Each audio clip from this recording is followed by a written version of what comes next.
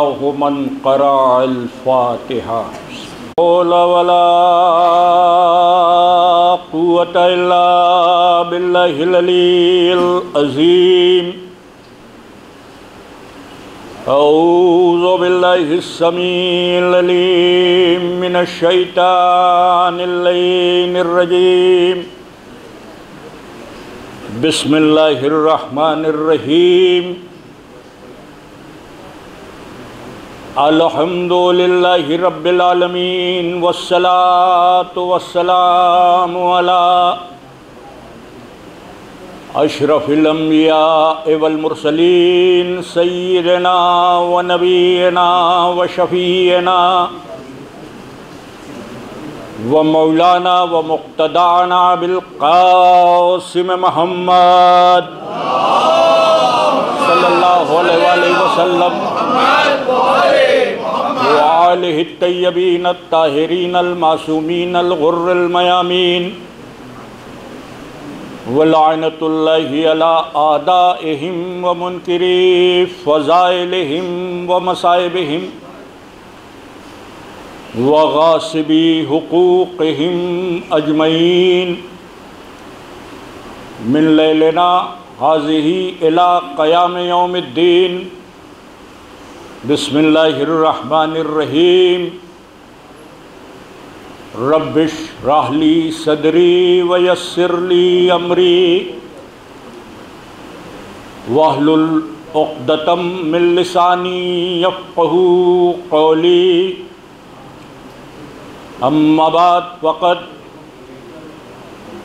قال اللہ سبحانہ تبارک و تعالی فی کتابہ المبین وَهُوَ أَصْدَقُ الصَّادِقِينَ وَقَوْلُهُ الْحَقُّ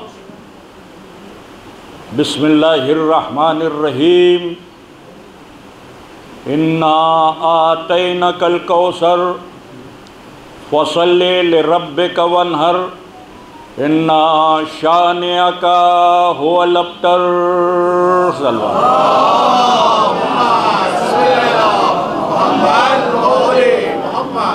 برادران ایمانی، سورہ کوثر قرآن حکیم کا سب سے مختصر سورہ، صرف حجم کے اعتبار سے، سائز کے اعتبار سے، مگر اس کی معنویت، اس کے مفاہیم کی گہرائی اور اس کا عمق، اس کو محسوس کرنا فکر انسانی کے بس میں نہیں، کلام الہی ہے۔ اور میں شروع دن سے عرض کر رہا ہوں کہ یہ سورہ مختلف پیغامات کے ساتھ ساتھ خاندان زہرا کا قصیدہ، اور کوثر سے مراد بی بی کی ذات پاک ہے، جن کو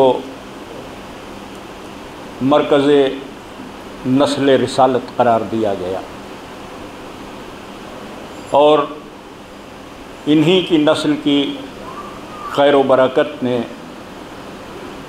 انسانیت کی ہدایت کا سامان فراہم کیا۔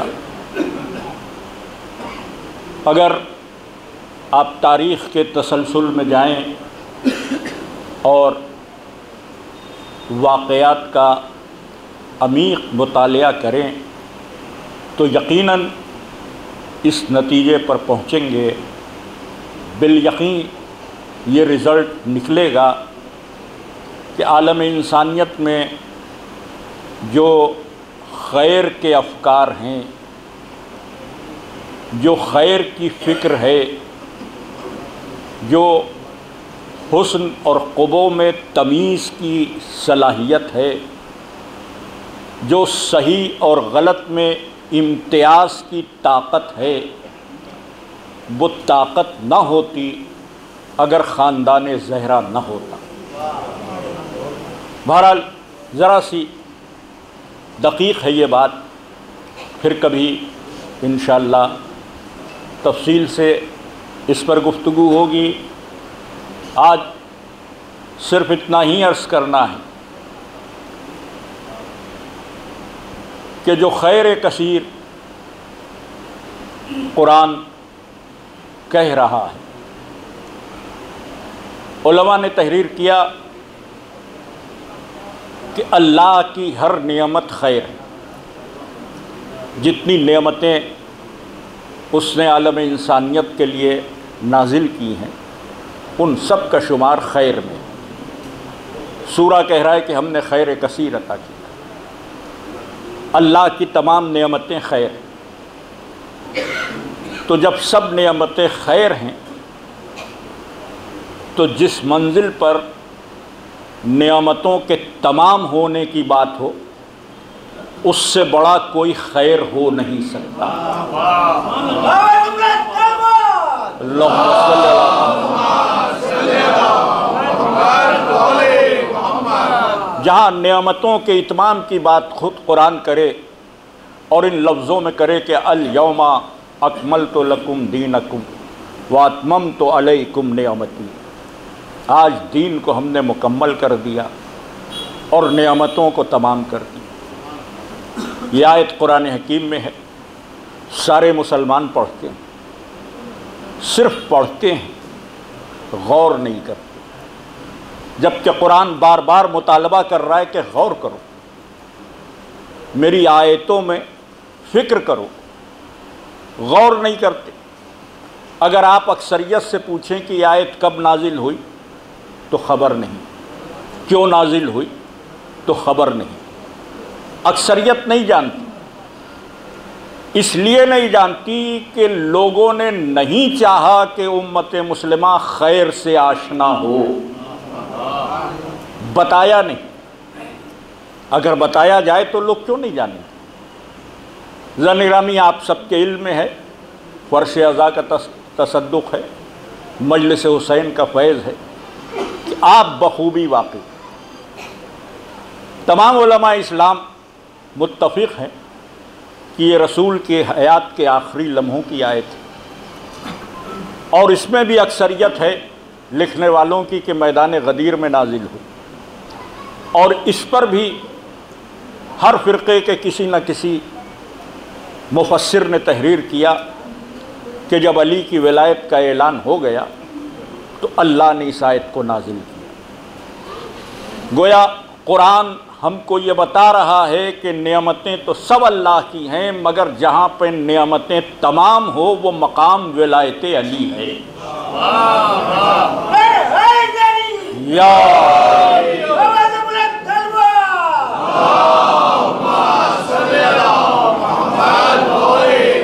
اب اگر سب سے بڑی نعمت ولایت علی ہے، اگر سب سے بڑی نعمت ولایت علی تو ولایت علی سے بڑا کوئی خیر نہیں، کیونکہ خیر کثیر کی بات ہے قرآن میں، ولایت علی سے بڑا کوئی خیر نہیں۔ اب یہ عجب بات ہے کہ کلمہ پڑھنے والوں کے حصے میں بھی یہ خیر نہ آیا۔ یہ قابل غور مرحلہ ہے، اور تمام امت مسلمہ سے میری درخواست ہے، کیونکہ میں عموماً کسی ایک فرقے کے لیے بات نہیں کرتا ہوں، جو کلمہ پڑھ رہا ہے، جو مسلمان، سب سے درخواست ہے کہ بات کو سنیں، توجہ کریں، غور کریں، قرآن کا کیا مطالبہ ہے۔ سب سے بڑی نعمت علی کی ولایت مطابق قرآن، جب سب سے بڑی نعمت میرے مولا کی ولایت تو سب سے بڑا خیر میرے مولا کی ولایت، سب سے بڑا خیر۔ اب اس خیر کے سامنے اگر کوئی چیز لائی جائے تو وہ شر ہو سکتی، شر کے علاوہ کچھ نہیں۔ خیر کے سامنے کوئی بھی چیز لائیں تو وہ شر، جیسے سچ کے سامنے جھوٹ کو لایا جائے گا، صبر کے سامنے ظلم کو لایا جائے گا، اچھائی کے سامنے برائی کو لایا جائے گا، حسن کے سامنے قبح کو لایا جائے گا، اسی طرح خیر کے سامنے شر کو لایا جائے گا۔ خیر ہے علی کی ولایت، اور اس ولایت پر پیغمبر نے پوری امت کو مجتمع کرنا چاہا۔ جب آیت نازل ہو گئی اور جب ولایت کا اعلان ہو گیا تو اسی مجمع میں پیغمبر نے ایک اور اعلان کیا. اس اعلان کو 150 علماء اہل سنت نے اپنی کتابوں میں لکھا. ایک دو کی بات نہیں, 150 علماء اہل سنت نے اپنی کتابوں میں لکھا. وہ جو اعلان پیغمبر نے کیا اس کی 70 سے زیادہ صحابہ نے روایت کی. وہ اعلان کیا ہے؟ تم میں 2 چیزیں چھوڑ کر جا رہا ہوں, ایک قرآن, دوسرے اہل بیت. اور اسی قول پیغمبر کو ہم نے اپنے مسلک کی بنیاد قرار دیا. ہماری جو بنیاد ہے وہ کیا ہے؟ قرآن اور اہل بیت, یہ ہماری بنیاد ہے. اب جو حزب اختلاف تھا, جو دوسرے مسلمان تھے, ان کو سب گوارا تھا, لفظ اہل بیت نہیں گوارا تھا. تو مقابلے میں کچھ لانا چاہیے. تو ایک ملتی جلتی حدیث وضع کی گئی جو بہت مشہور ہے. آپ کسی بھی عام مسلمان سے پوچھیں تو اس حدیث کو سب سنائیں گے کہ پیغمبر نے کہا 2 چیزیں چھوڑ کر جا رہا ہوں, ایک قرآن, دوسرے میری سنت. لفظ اہل بیت کو سنت سے تبدیل کیا گیا. اب جب ہم اس کا تجزیہ کرتے ہیں تو قرآن اور اہل بیت والی حدیث جابر ابن عبداللہ سے ہے, جابر ابن سمرہ سے ہے, زید ابن ارقم سے ہے, 70 سے زیادہ صحابہ سے. اس کے مقابلے میں جو حدیث ہے آپ کو حیرت ہوگی کہ مسلمانوں کی کتابوں میں اس کی سند تک نہیں ملتی, سند تک نہیں ملتی.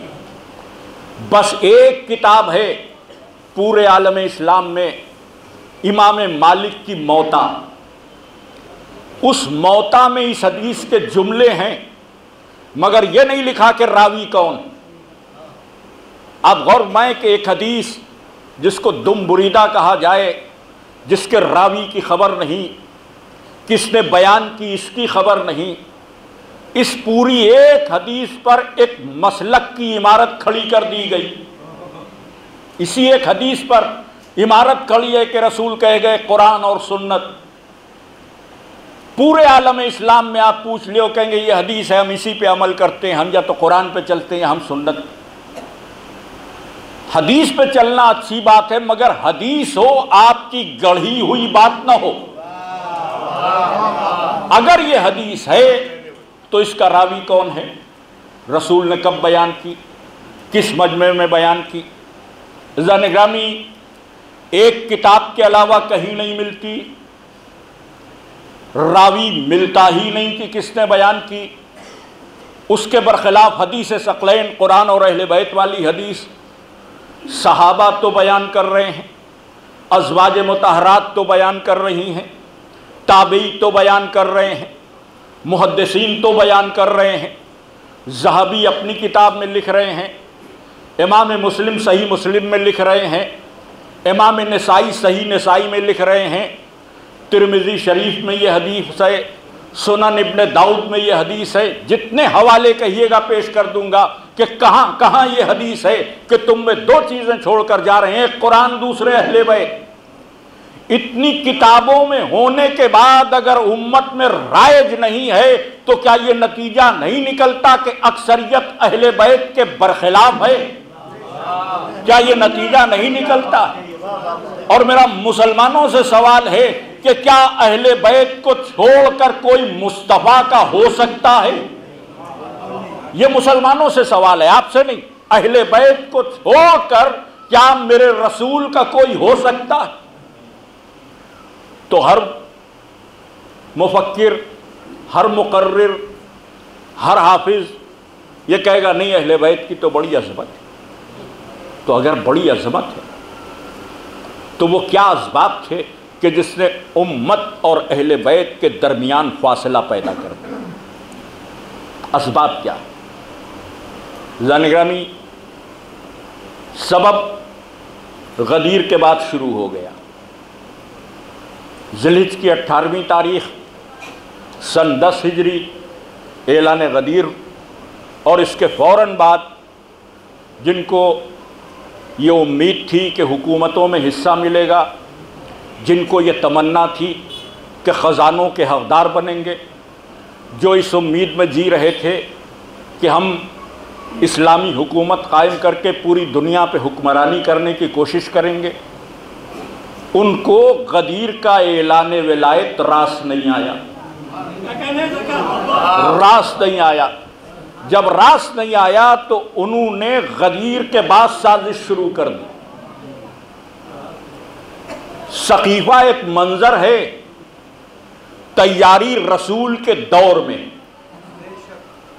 تیاری رسول کے دور میں سب سے پہلے رسول کی زندگی کا چراغ بجھانے کی کوشش کی گئی،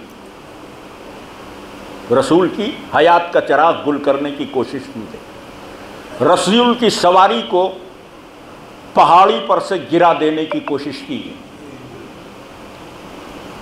مشہور ہے، تاریخ کی کتابوں میں ہے، طبری نے بھی لکھا ہے، ابن خلدون نے بھی لکھا ہے کہ کچھ لوگ آئے جو چہرے پہ نقاب لگائے ہوئے تھے، انہوں نے شور مچایا کہ رسول کا ناقہ گھاٹی میں گر جائے۔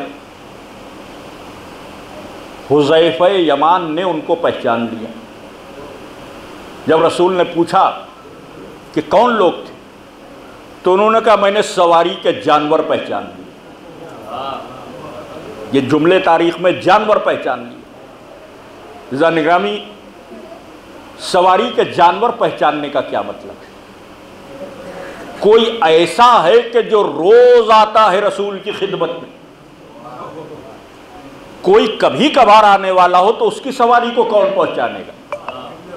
بھئی آپ کے ہاں آپ کے کچھ دوست ہیں، آپ کے گھر آتے ہیں تو محلے پڑوس میں جو لوگ بیٹھے ہیں وہ دیکھتے ہیں بھئی روز ایک بائک کھڑی رہتی ہے، ایک کار کھڑی رہتی، نیلے رنگ کی ہے، یہ نمبر ہے، روز دیکھتے دیکھتے کہیں آپ دیکھیں گے تو پہچان لیں گے کہ یہ فلاں صاحب کی کار ہے۔ تو اگر سواری کے جانور پہچان لیے تو اس کا مطلب یہ کہ اجنبی لوگ نہیں تھے، اس کا سیدھا سا مطلب یہ ہے کہ اجنبی لوگ نہیں، کچھ ایسے لوگ ہیں کہ جن کا روز کا آنا جانا۔ رسول نے کہا کہ ان کے نام نہ بتانا، یہ میرا راز، اسے چھپا لینا۔ حذیفہ نے مان لی بات۔ مدینے جب آ گئے تو خبر ہوئی کہ کچھ لوگوں نے رسول کو مارنا چاہا، قتل کرنا چاہا۔ تو اب سب مسلمان تھے، سب چیبہ جبی کون تھا؟ یا رسول اللہ بتائیے نام، گردن اڑا دیں۔ وہ جو شامل تھے وہ بھی آگے۔ رسول نے کہا نہیں، نام نہیں بتائیں گے، بس حذیفہ کو معلوم۔ تو لوگ حذیفہ کے پاس آئے، آپ بتائیے۔ جب لوگ حذیفہ کے پاس آئے کہ آپ بتائیے، تو حذیفہ نے کہا کہ بتا تو دیتا مگر رسول نے منع کیا۔ لوگ منتشر ہو گئے، لوگ منتشر ہو گئے۔ ایک نام تاریخ میں ملتا ہے، ایک بزرگ ایسے تھے کہ جنہوں نے ایک بار نہیں 25 مرتبہ پوچھا، رسول کی زندگی میں پوچھا، رسول کے انتقال کے بعد پوچھا، پہلے عہد خلافت میں پوچھا، جب خود خلیفہ ہو گئے تو پوچھا۔ بیچارگی یہ ہے کہ آخر میں یہ تک کہہ دیا کہ اچھا نام نہ بتاؤ، صرف اتنا بتا دو کہ میرا نام تو نہیں تھا۔ آپ کو طبری میں یہ واقعہ مل جائے گا، صرف اتنا بتا دو کہ میرا نام تو نہیں تھا۔ دیکھیں میں تو تاریخ کی عبارتیں پڑھ رہا ہوں، جس کا دل چاہے کتاب دیکھ لے۔ میں نہ کسی کے فیور میں پڑھنے کے قائل ہوں، نہ کسی کے خلاف پڑھنے کا، بس جو لکھا ہے کتابوں میں وہی پڑھوں گا، اس سے الگ نہیں جاؤں گا۔ نتیجہ نکالنا آپ کا کام ہے، تمام مسلمانوں کا کام۔ میرا نام تو نہیں لیا تھا، اچھا حذیفہ بھی بڑے ستم زنی، اتنا تو کہہ سکتے تھے کہ آپ کا نام نہیں۔ جب انہوں نے کہا میرا نام تو نہیں لیا تھا، انہوں نے یہی جواب دیا کیا کہیں، بتا تو دیتے، مگر رسول منع کر کے گئے۔ تو جو نقاب میں تھے ان کے چہروں سے یہ نقاب اٹھی۔ یہ اعلان ولایت کے بعد کا سلسلہ۔ پھر 25 آدمیوں کی ایک میٹنگ ہوئی۔ علامہ ہادی حسن صاحب نے کتاب لکھی ہے حضرت علی کی خلافت، امریکہ میں رہتے ہیں، ابھی موجود ہیں۔ انہوں نے وہ 25 نام لکھے، وہ 25 نام لکھے کہ کون لوگ تھے۔ ایک خفیہ میٹنگ ہوئی جس میں یہ طے کیا گیا کہ نبی کی حیات کا انتظار کریں گے، جیسے ہی ان کی آنکھ بند ہوگی ہم علی کو منظر عام پر نہیں آنے دیں۔ ان 25 لوگوں نے دستخط کیے۔ یہ 25 نام ہیں، اس میں سب وہ نام ہیں جو علی کے مخالف ہیں۔ 25 نام ہیں جنہوں نے یہ رسول کی زندگی میں۔ پھر انہوں نے یہ بھی تحریر کیا کہ جبرائیل نے اطلاع پیغمبر کو دی، تو پیغمبر نے ان 25 لوگوں سے کہا کہ جو تم نے حلف نامے تیار کیے ہیں، اللہ نے مجھے خبر دے دی ہے، کیا تم سمجھتے ہو کہ تم اس سے سعادتیں حاصل کرو گے؟ پھر تم کو وصیت کر رہا ہوں کہ اگر میرے بعد علی کو چھوڑ دیا تو قیامت تک کی نحوستیں تمہارا مقدر ہو جائیں گی۔ یہ پیغمبر نے سمجھایا، مگر یہاں پوری تیاری، پوری سازش۔ پیغمبر بھی اس سازش کو سمجھتے ہیں۔ انہوں نے ایک یہودی سے قرض لیا اور لشکر بنایا، اور اس لشکر میں اعلان کر دیا کہ علی کو چھوڑ کر سب جائیں گے، سب جائیں گے۔ تاریخ نے اس لشکر کو جیش اسامہ کا نام دیا۔ جنگ موتا میں زید بن حارثہ شہید ہو گئے تھے، اور خالد بن ولید کی وجہ سے وہ جنگ مسلمانوں کی ہزیمت کا سبب بنی تھی۔ تو رسول چاہتے تھے کہ اس ہزیمت کو دور کیا جائے، تو انہوں نے ایک لشکر تیار کیا اور اسامہ بن زید کو اس کا سردار بنایا، کیونکہ ان کے والد زید بن حارثہ شہید ہوئے تھے۔ اسامہ کی عمر 18 برس تھی یا 21 برس۔ تو لوگوں نے پہلا اعتراض تو یہ کیا کہ اللہ کے رسول، بزرگوں پر ایک بچے کو آپ نے مسلط کر دیا، لشکر بھیجنا ہے تو جو تجربے کار ہیں، جو بزرگ ہیں، ان کی قیادت میں بھیجیے، ہم ایک لڑکے کی قیادت میں نہیں جائیں۔ تو تاریخ میں ہے کہ پیغمبر نے اس کا جواب دیا کہ میں کیا کروں، اس لشکر کی قیادت کے لیے تم کو اسامہ ناپسند ہے مگر اللہ کو پسند ہے۔ واضح کہا کہ اس لشکر کی قیادت کے لیے تم کو اسامہ ناپسند ہے مگر اللہ کو پسند ہے۔ یہ تاریخ کی ہر کتاب میں مل جائے گا کہ اسامہ کو سردار بنایا، بھیجا، جو 21 برس کے تھے یا 18 برس کے تھے، اور بڑے بڑے بزرگوں سے کہا کہ تم جاؤ، جتنے بزرگ تھے سب سے کہا کہ تم جاؤ۔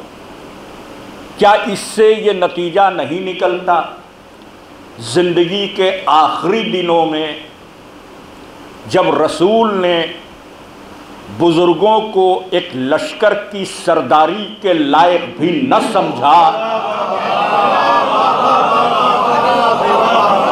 تو کیا ایک امت کی قیادت دے کر چلے جائیں گے؟ ایک لشکر کی سرداری نہیں دی۔ کوئی کنٹروورشل بات نہیں ہے، وہی ہے کہ جو سب جگہ چیلنج کے ساتھ گفتگو ہے۔ کہ کوئی بھی کتاب آپ تاریخ کی اٹھا کے دیکھیں، یہ واقعات آپ کو مل جائیں۔ لوگ منتشر ہو گئے، اسامہ کچھ لوگوں کو لے کر چلے گئے۔ جب چلے گئے تو بہت سے لوگ نہیں گئے۔ رسول کے مرض میں اضافہ ہوتا رہا۔ رسول کہتے رہے کہ لشکر کو بھیجو، لوگ ٹالتے رہے، یہاں تک کہ رسول مرض کی شدت میں خود مسجد میں تشریف لائے۔ تاریخ نے لکھا کہ سر پر تولیہ ڈال کر آئے۔ عرب میں یہ بہت بیمار ہونے کی پہچان ہے، یعنی اتنی طبیعت خراب ہے کہ سر امامے کا بار برداشت نہیں کر رہا، تو تولیہ ڈال کر رسول آئے۔ مسجد میں آئے، ایک اعلان کیا انہوں نے 3 بار۔ وہ اعلان کیا ہے وہ آپ کو طبری میں، ابن اسیر کے ہاں، ابن کثیر کے ہاں، میں کتابوں کے نام لے رہا ہوں، ان سب میں ملے گا۔ تاریخ ابو الفدا میں ہے کہ رسول نے کہا کہ جو اسامہ کے لشکر میں نہ جائے اس پر اللہ کی لعنت۔ ممبر سے کہا، مسجد النبوی میں کہا، ایک بار نہیں کہا، دوبارہ کہا، جو اسامہ کے لشکر میں نہ جائے اس پر اللہ کی لعنت۔ پھر تیسری بار کہا، جو اسامہ کے لشکر میں نہ جائے اس پر اللہ کی لعنت۔ 3 بار یہ جملے دہرائے۔ یہاں پر میں سارے مسلمانوں سے، چاہے وہ شیعہ مسلمان، چاہے ہمارے اہل سنت بھائی ہوں، چاہے وہابی ہوں، چاہے دیوبندی ہوں، چاہے حنفی ہوں، چاہے اہل حدیث ہوں، کوئی بھی ہو، ہاتھ جوڑ کر ایک سوال کہ رسول کہہ رہے ہیں جو اسامہ کے لشکر میں نہ جائے اس پر اللہ کی لعنت۔ یہ رسول کہے، سوال صرف اتنا سا ہے کہ جو نہیں گیا وہ لعنت کی زد میں آیا کہ نہیں آیا۔ جب رسول نے کہہ دیا کہ جو اللہ کے لشکر، جو اسامہ کے لشکر میں نہ جائے اس پہ اللہ کی لعنت، تو وہ لعنت کی زد میں آیا کہ نہیں آیا؟ تو جو رسول کی زندگی میں لعنتی ہو چکا ہو، اگر بعد رسول کو اس پہ لعنت بھیجے تو کسی مسلمان کو برا نہیں ماننا چاہیے۔ ایک صلوات بھیجے محمد والے محمد۔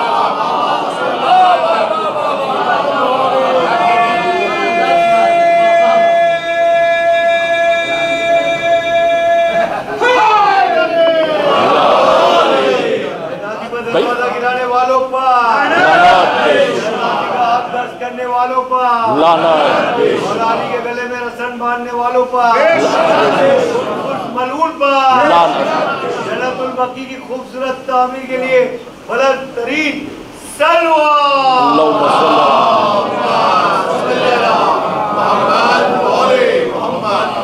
زنگرامی، اس پہ برا ماننے کی بات نہیں، یہ رسول کی سنت پہ عمل کرنا، جس کو رسول نے محبت سے سینے سے لگا لیا ہو، اس کے پیروں کی خاک کو اپنے سر پہ رکھنا پیروی رسول۔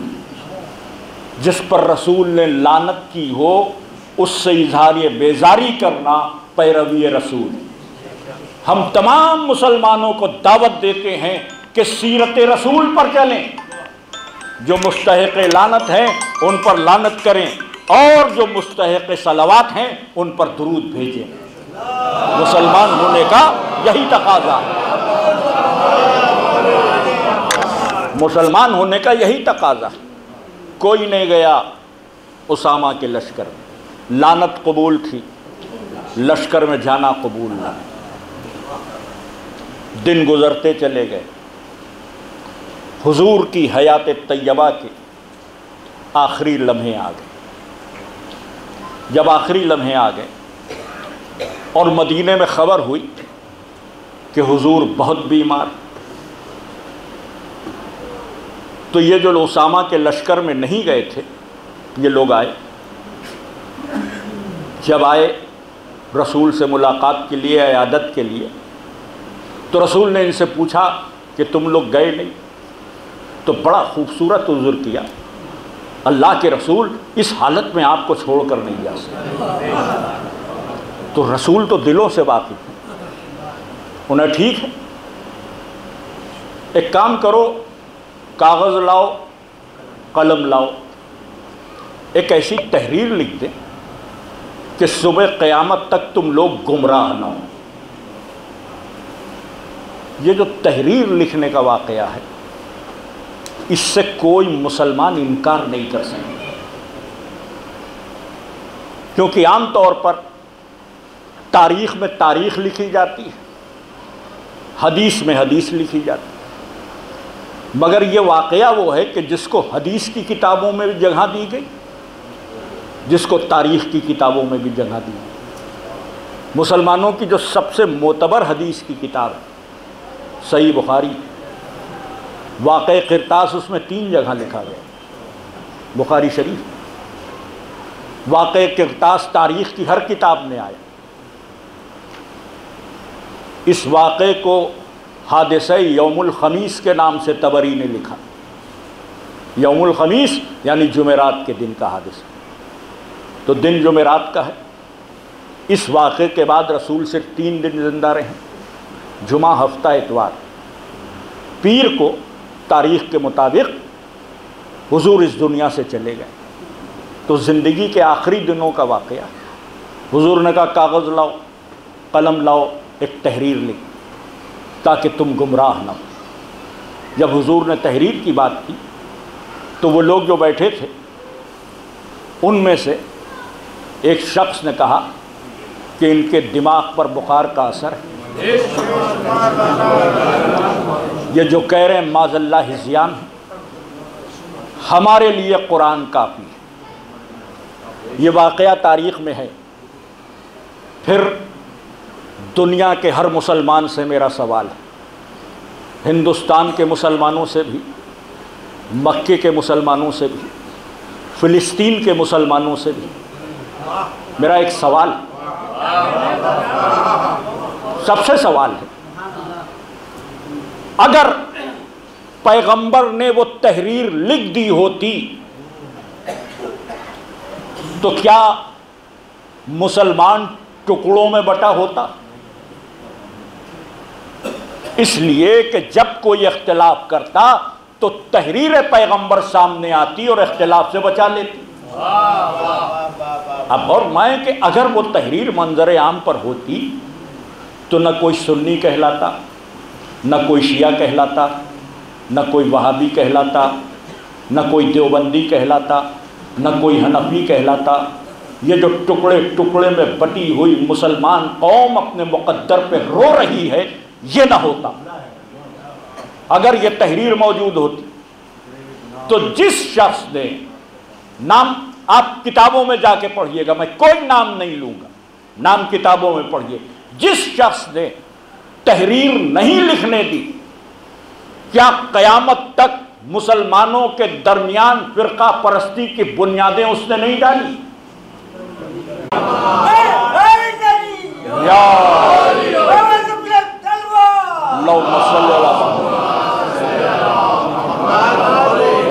اور جب شور زیادہ مچا تو بخاری کے لفظوں میں رسول اللہ نے کہا قاموا عنی، نکل جاؤ یہاں سے.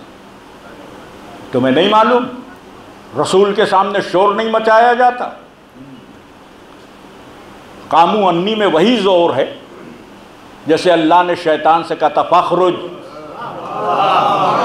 نکل جا. تو وہاں سے شیطان نکالا گیا، یہاں سے کچھ لوگ نکالے گئے.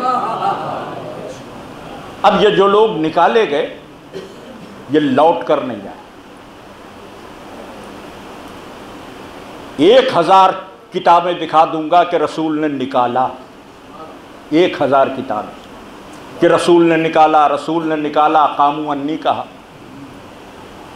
ایک سڑی سی روایت پیش کر دو کسی بھی کتاب کی کہ پھر لوٹ کر آئے ہوں. نکلنا ہم نے دکھا دیا، واپسی آپ دکھا دیں. یہ علی کا حق نہیں چھینا، انسانیت کو ہدایتوں سے محروم کیا گیا. اب ادھر سے تو کارروائی ہو گئی، ادھر سے کوئی تو ہو کہ جو آواز اٹھائے حق کیا ہے، وقتی طور پر غلبہ نہ بھی ہو لیکن آواز اگر تاریخ میں ہے تو آنے والے زمانے کے کسی بھی ذہن کو بدل سکتی ہے۔ علی کا حق چھننے کے بعد جو آواز اٹھائی گئی، جو مورچہ سنبھالا گیا علی کے حق میں، علی کے فیور میں، جو صدا بلند کی گئی، اس کی قیادت کسی اور نے نہیں کی، حضرت فاطمہ نے کی۔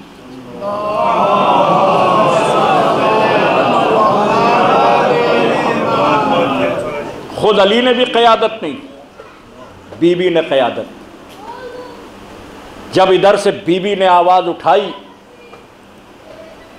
تو حزب اختلاف کو بھی ایک کیریکٹر چاہیے جو مردوں میں سے نہ ہو۔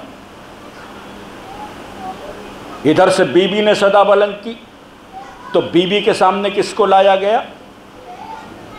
رسول کی بیٹی کے سامنے رسول کی زوجہ کو لایا گیا۔ دیکھیے تجزیہ ہے تاریخ کا۔ یہیں سے دو حصوں میں ذہنیتیں بڑھ گئی، کچھ اہل بیت والے ہو گئے، کچھ حکومت والے ہو گئے، یا لفظوں کو بدل دوں، کچھ غدیر والے ہو گئے، کچھ سقیفہ والے ہو گئے۔ غدیر والوں کی قائد کا نام حضرت زہرا ہے، سقیفہ والوں کی قیادت جس نے کی وہ نبی کی زوجہ ہے۔ قیامت تک یہ جو تفریق ہے، یہ جو لوگ بٹے ہوئے ہیں، وہ غدیر ہی نہیں ہو سکتا جو غلام زہرا نہ ہو، اور وہ سقیفہ ہی نہیں ہو سکتا جو رسول کی زوجہ کا پیرو نہ ہو۔ یہ دو حصے، یہ لڑائی یوں ہے کہ ایک طرف نبی کی بیٹی، ایک طرف نبی کی زوجہ۔ اب ظاہر ہے کہ وہ بھی رشتہ، یہ بھی رشتہ۔ اب وہ دور تو گزر گیا، لیکن کیا آج کے مسلمانوں کو فیصلہ نہیں کرنا چاہیے کہ کس رشتے کی طرف جائیں؟ ہم آج کے مسلمانوں سے سوال کریں، آپ ہوتے تو کدھر جائیں؟ بیٹی کی طرف یا زوجہ کی طرف؟ کیونکہ قیادت زوجہ ہی کر رہی، حکومت کو پروٹیکشن زوجہ کی طرف سے، جھوٹی حدیثوں کے انبار وہیں سے آ رہے ہیں۔ کوئی بھی حدیث بیان کی جاتی ہے تو نام انہی کا لیا جاتا ہے، ادھر سے وہ، ادھر سے بی بی۔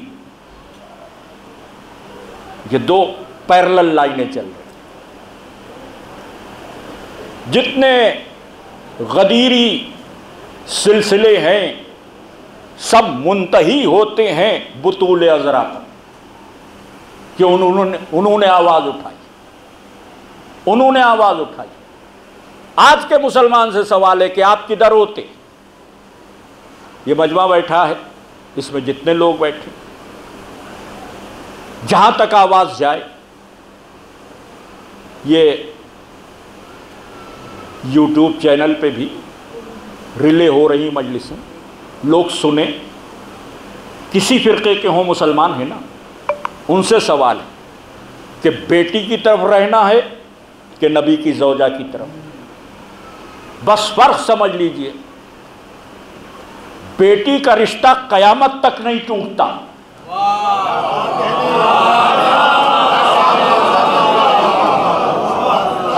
بیٹی کا رشتہ ٹوٹنے والا نہیں ہے، زوجہ کا رشتہ ٹوٹ جانے والا۔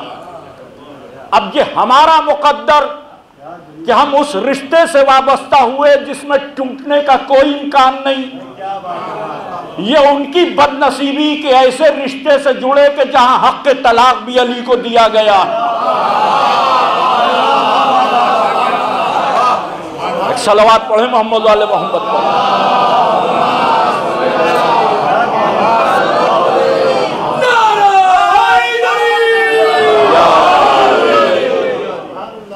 نگرامی، ابھی دو مجلسیں اور ہیں، انشاءاللہ اسی حوالے سے گفتگو آگے بڑھے گی، اور انقلاب حضرت زہرا کیا کوشش کی جائے گی کہ اسی پر گفتگو، کیونکہ یہ جو انقلاب ہے یہ بیوی کا انقلاب ہے۔ دونوں رشتے ہیں، کسوٹی کیا ہے؟ رشتوں کو پرکھنے کی کسوٹی کیا؟ مسلمانوں کے پاس دو ہی کسوٹی، یا تو قرآن یا حدیث رسول۔ بس اتنی سی گزارش ہے کہ قرآن میں پڑھ کر دیکھیے کہ زوجہ کے لیے قرآن کیا کہتا ہے، اور دیکھیے کہ بیٹی کے لیے کیا کہتا ہے۔ قرآن پڑھیے، ہماری بات نہ سنیے، قرآن میں دیکھیے کہ بیٹی کے لیے کیا کہا قرآن نے، زوجہ کے لیے کیا کہا۔ پھر حدیثوں میں دیکھیے کہ بیٹی کے لیے کیا ہے اور زوجہ کے لیے کیا ہے۔ جو بہتر لگے اسے قبول کر لیے۔ اگر قرآن زوجہ کے کردار کو بلند بتا رہا ہو تو بالکل زوجہ کے ساتھ ہو جائیے، لیکن اگر قرآن کہہ رہا ہو کہ بیٹی وہ ہے کہ جو ملکہ تطہیر ہے، تو پھر اور کسی در پہ جانے کی ضرورت نہیں۔ قرآن نے بیٹی پر بھی گفتگو کی، قرآن نے زوجہ پر بھی گفتگو کی۔ جب بیٹی کی بات آئی تو قرآن نے اعلان کیا کہ نبی کی بیٹی باطہارت ہے، آئے تطہیر۔ طہارت کا اعلان تطہیر میں ہوا۔ سخاوت کے لیے پورا سورہ دہر بھیج دیا، یہ بیٹی کی سخاوت کا اعلان۔ آئے تطہیر طہارت کا اعلان ہے، سورہ دہر سخاوت کا اعلان۔ آئے مباہلہ نے صداقت کا اعلان کیا۔ آئے مودت نے ولایت اور محبت کا اعلان کیا، کوئی گنجائش ہی نہیں چھوڑی۔ آئے تطہیر کا مطلب یہ ہے کہ فاطمہ سے غلطی نہیں ہو سکتی۔ سورہ دہر کا مطلب یہ ہے کہ فاطمہ سخی ہیں، کسی کا حق نہیں لے سکتی، اپنا حق دوسروں پہ لٹا سکتی۔ آئے مباہلہ کا مطلب یہ کہ فاطمہ سچی ہیں، پوری دنیا جھوٹ بول سکتی ہے مگر نبی کی بیٹی نہیں۔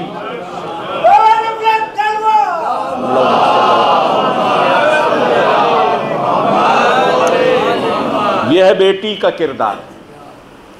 زوجہ کے لیے کیا کہا قرآن؟ سورہ آیہ تطہیر جہاں نازل ہوئی، سورہ احزاب 32ویں آیت،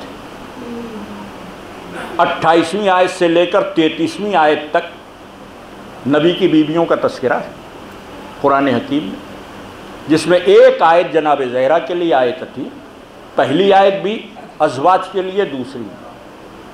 دونوں کے لہجے میں کتنا فرق ہے۔ جب ازواج سے قرآن مخاطب ہوا تو کیا کہا؟ نبی کی بیویوں، میرے نبی کو تنگ نہ کرو۔ اب قرآن کہہ رہا تنگ نہ کرو تو اس کا مطلب یہ کہ تنگ کیا ہوگا، تبھی قرآن نے کہا نبی کی بیویوں میرے نبی کو تنگ نہ کرو، زینت کے لیے دباؤ نہ ڈالو، اگر تم نہیں سدھرو گی تو اللہ اپنے حبیب کے لیے تم سے بہتر ہے۔ یہ کون کہہ رہا ہے؟ یہ قرآن کہہ رہا ہے۔ اب سوچئے کہ تنگ نہ کرنے کی بات، بھگا دینے کی بات کہ تم سے بہتر مل جائیں گی۔ پھر بیٹی کی بات آئی، اللہ نے ارادہ کر لیا کہ رشت کو دور رکھا، پاک رکھا جو پاک رکھنے کا حق ہے۔ ادھر تنبیہ ہے، ادھر تعظیم ہے۔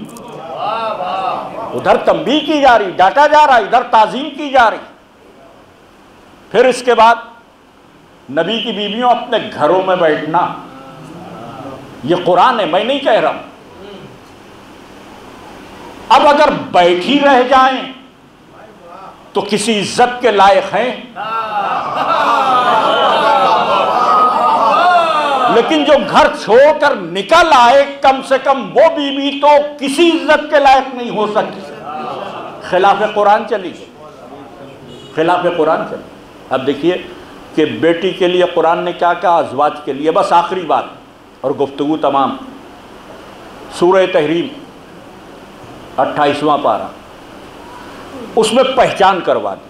بیویاں تو 9 ہیں نا، بعض راویوں کے مطابق 11، ایک وقت میں 9، بہرحال 9 ہوں 11 ہوں۔ سورہ تحریم نے کیا کہا؟ اے نبی کی 2 بیویوں، 11 کی بات نہیں ہے، 9 کی بات نہیں، صرف 2 بیویوں۔ اب یہ قرآن گھر جا کر پڑھیے سورہ تحریم 28ویں پارے میں، اے نبی کی 2 بیویوں تمہارے دل ٹیڑھے۔ کہاں تطہیر کی مالکہ اور کہاں ٹیڑھے دل والیاں۔ اے نبی کی 2 بیویوں تمہارے دل ٹیڑھے۔ اب آپ انصاف سے بتائیے کہ قرآن ازواج کے لیے کیا کہہ رہا ہے یہ بھی سب پہ ظاہر ہے، اور بیٹی کے لیے کیا کہہ رہا ہے یہ بھی سب پہ ظاہر ہے۔ اب تمہیں صراط مستقیم چاہیے یا ٹیڑھا دل چاہیے، یہ فیصلہ تمہیں کرنا۔ اگر صراط مستقیم چاہیے تو در زہرا پر آ جانا، ورنہ آزاد ہو، جہاں چاہے وہاں چلے جاؤ۔ آخرت تو ہے ہی، رتی رتی کا حساب بھی ہوگا، رتی رتی کا فیصلہ بھی ہوگا۔ یہ باتیں اس لیے عرض کر دی جاتی ہیں ہمارے ممبروں سے کہ کسی کو یہ شکوہ نہ رہے کہ ہم کو بتایا نہیں گیا۔ یہ صرف اس لیے بیان کیا جاتا ہے کہ جو غلطی پر ہیں اگر ذرا سا فکر سے کام لیں تو ہو سکتا ہے راہ حق پر آ جائیں۔ اس کے بیان کرنے کا اس کے علاوہ اور کوئی مقصد نہیں۔ اب یہ کون ہیں 2 بیویاں جن کے دل ٹیڑھے ہیں؟ اس کے لیے ایک روایت، چونکہ روایت طبری میں بھی ہے، جلال الدین سیوطی نے بھی لکھا ہے، عبداللہ ابن عباس رسول کے صحابی بھی ہیں، چچا کے بیٹے بھی، وہ حج پر جا رہے ہیں، امیر حج دوسرے خلیفہ ہیں، چونکہ خلیفہ ہیں تو امیر حج بن کے جا رہے ہیں۔ تو انہوں نے دوسرے خلیفہ سے سوال کیا کہ یہ جو 2 بیویاں نبی کی جن کے دل ٹیڑھے ہیں، ان سے مراد کون؟ جو اسٹیٹمنٹ ہے وہ دوسرے خلیفہ کا ہے، ہمارا آپ کا نہیں۔ تو روایت میں ہے کہ خلیفہ بگڑ گئے، تم یہ بات کیوں پوچھ رہے ہو؟ راوی نے اس پہ حاشیہ لگایا کہ وہ بگڑ اس لیے گئے کہ عبداللہ ابن عباس نے علی سے قرآن پڑھا تھا۔ خلیفہ کو یہ غصہ آیا کہ جس نے علی سے قرآن پڑھا ہو وہ کسی اور سے کیوں پوچھ رہا ہے۔ یہ راوی نے ہم تسلیم کر لیتے۔ تو عبداللہ ابن عباس نے کہا بگڑنے کی بات نہیں ہے، میں جاننا چاہتا ہوں۔ تو روایت میں صاف لفظ ہیں کہ دوسرے خلیفہ نے کہا کہ اس سے مراد میری بیٹی حفصہ ہے، اور اس سے مراد پہلے خلیفہ کی بیٹی عائشہ۔ چونکہ روایت میں یہ نام ہیں اس لیے مجبوری درجے مجھے یہ نام لینا پڑے جو لکھے ہوئے ہیں کتاب میں۔ یہ 2 عزیزان گرامی، بس فیصلہ یہیں سے ہے کہ قرآن نے ازواج کا بھی کچا چٹھا کھول کے رکھ دیا ہے۔ قرآن نے نبی کی بیٹی کے فضائل و کمالات بھی بیان کر دیے ہیں۔ اگر مسلمان ہو تو ہماری نہ سنو، قرآن کی سنو۔ اور یہ جو غدیر کا سلسلہ اس کی قیادت حضرت زہرا نے۔ لوگ دباؤ ڈال رہے ہیں کہ علی بیعت کر لیں، اور علی راضی نہیں، تو دروازے پر لوگ جمع ہوئے۔ ذرا سی اس بات کو غور سے سنیے۔ شبلی نعمانی نے الفاروق میں لکھا کہ دوسرے خلیفہ مغضوب الغضب قسم کے آدمی تھے، عجب نہیں کہ در زہرا پر غصے میں چلے گئے۔ بقیہ کتابوں میں پوری روایتیں۔ در زہرا پر آئے، پکارا یا علی، تو علی گھر میں تھے۔ اس نقطے کو ذہن میں رکھیے کہ علی گھر میں تھے۔ باہر نہیں تھے گھر. دروازے پر کون آیا؟ شہزادی خود آئی. کون ہے؟ کیا بات ہے؟ ہمارے آپ کے گھروں کا دستور کیا ہے؟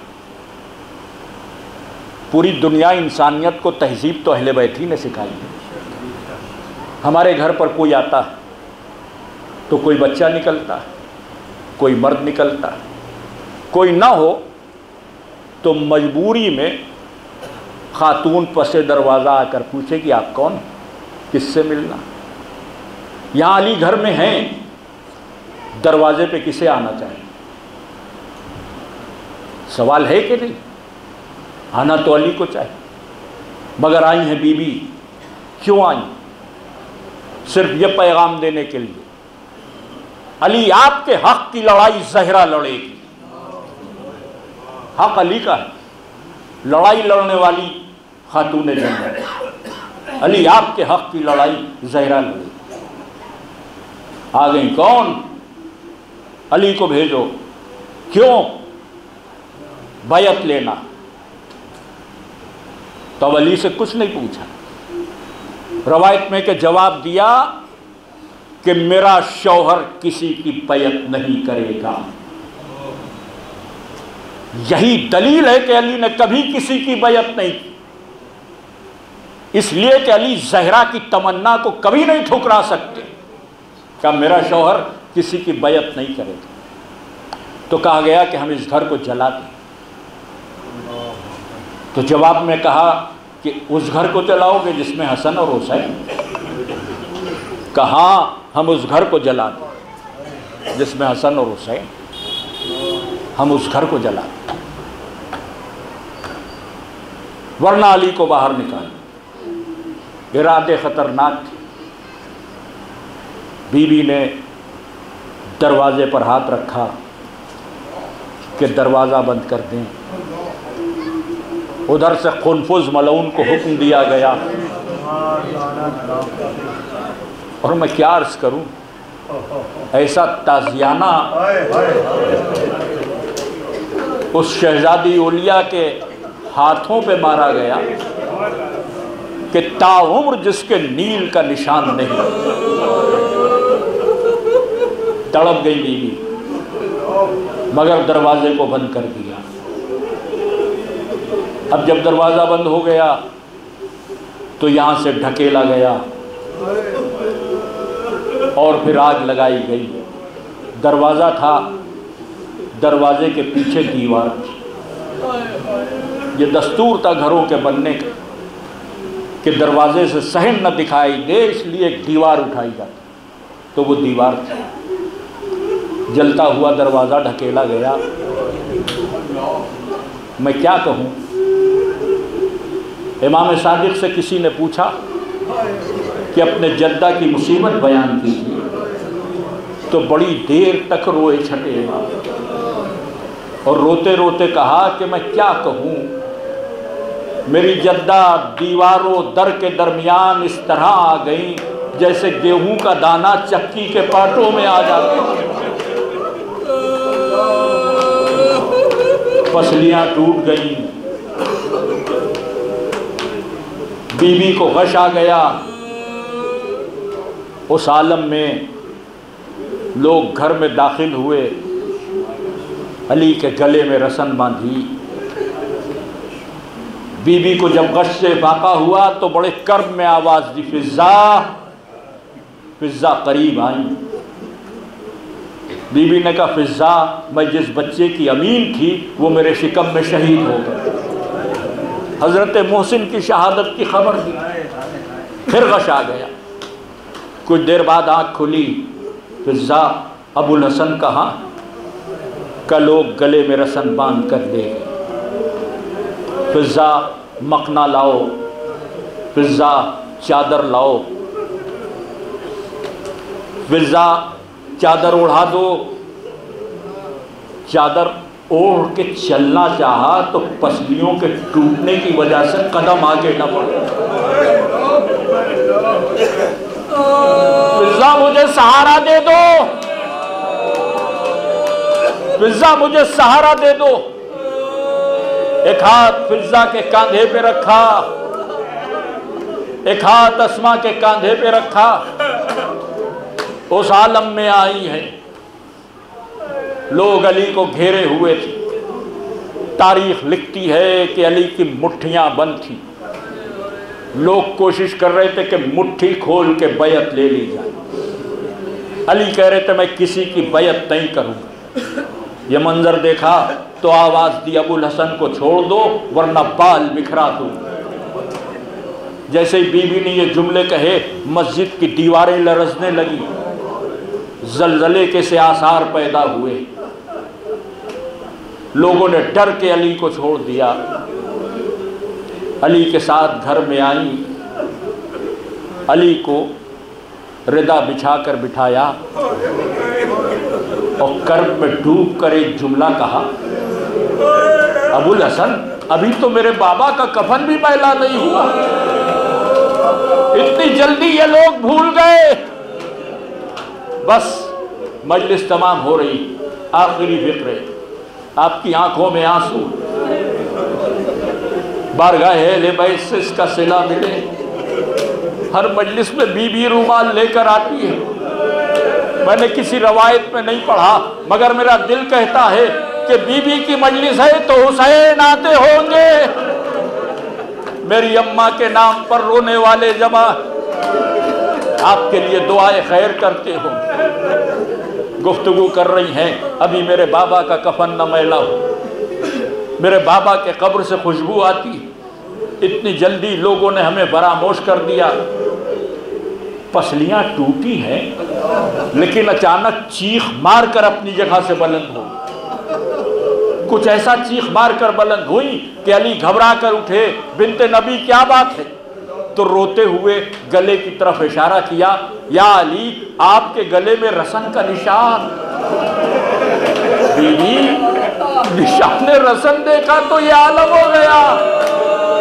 بی بی کربلا آ کر سکینہ کا ننھا گلا دیکھ لو، بی بی زینب کے بازو دیکھ لو، بی بی سید سجاد کی ہتھکڑیاں و بیڑیاں دیکھ لو۔